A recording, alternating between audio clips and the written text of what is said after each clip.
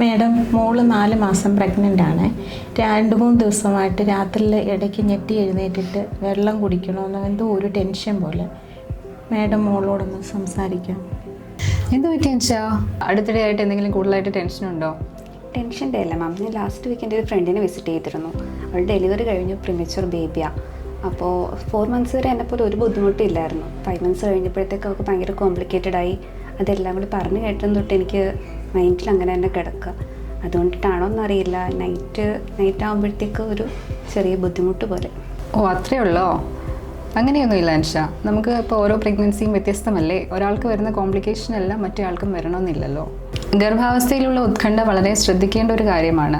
പക്ഷെ മറ്റുള്ളവരുടെ ടെൻഷൻ നമ്മൾ എടുത്തിട്ട് അത് നമ്മുടെ മനസ്സിൽ വെച്ചിട്ട് ആശങ്കപ്പെടേണ്ട ആവശ്യമില്ല.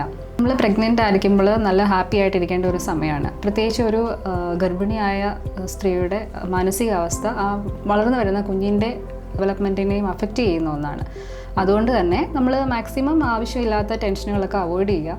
നമ്മുടെ മനസ്സിലുള്ള വിഷമങ്ങൾ എന്തെങ്കിലും ഉണ്ടെങ്കിൽ അത് ഒന്നെങ്കിൽ വീട്ടിൽ വേണ്ടപ്പെട്ടവരുമായിട്ട് അല്ല ഹസ്ബൻഡായിട്ട് ഷെയർ ചെയ്യുക, ഇനിയല്ല ഗൈനക്കോളജിസ്റ്റുമായിട്ടും ഡിസ്കസ് ചെയ്യാം. ആവശ്യമില്ലാത്ത ഭയം നമ്മൾ മനസ്സിൽ വെച്ചിട്ട് നമ്മൾ ഇത്രയും ആകുലപ്പെടുന്നതിൽ അർത്ഥമൊന്നുമില്ലല്ലോ.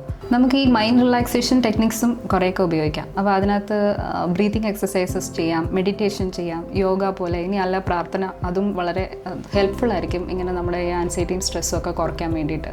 അമ്മയുടെയും കുഞ്ഞിൻ്റെയും ആരോഗ്യമാണ് നമ്മൾക്കിപ്പോൾ ഏറ്റവും പ്രധാനമായിട്ടുള്ളത്. അപ്പോൾ നമ്മൾ ആൻറ്റിനേറ്റൽ കെയർ ക്ലാസ്സസ് ഉണ്ടല്ലോ, അപ്പോൾ ANC ക്ലാസ്സസിൽ ഡിസ്കസ് ചെയ്യുന്ന കാര്യങ്ങളൊക്കെ എനിക്ക് അറിയാമല്ലോ. അപ്പോൾ അതേ കാര്യങ്ങളൊക്കെ നമ്മൾ വീട്ടിൽ പോയി ചെയ്യുക. അതുപോലെ സമീകൃതമായ ആഹാരം കഴിക്കുക, നന്നായി വെള്ളം കുടിക്കണം. അതുപോലെ രാത്രിയിൽ ഈ ചിന്തകളൊക്കെ ഒഴിവാക്കി നന്നായി ഉറങ്ങാൻ ശ്രമിക്കുക. അമ്മ എന്തായാലും മനുഷ്യരെ കൊണ്ടുവന്നത് കാര്യമായി. ഇപ്പോഴത്തെ കുട്ടികൾ സോഷ്യൽ മീഡിയയിലല്ലേ അവരുടെ ഡൗട്ട്സ് ക്ലിയർ ചെയ്യാൻ കൂടുതലായിട്ട് ഉപയോഗിക്കുന്നത്.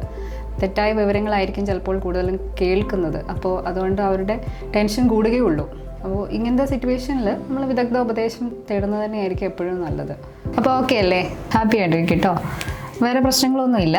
എന്തായാലും പോയിട്ട് വാ. അടുത്ത ചെക്കപ്പ് ആകുമ്പോഴത്തേക്കും എല്ലാം ശരിയായിക്കോളും. ഓക്കെ.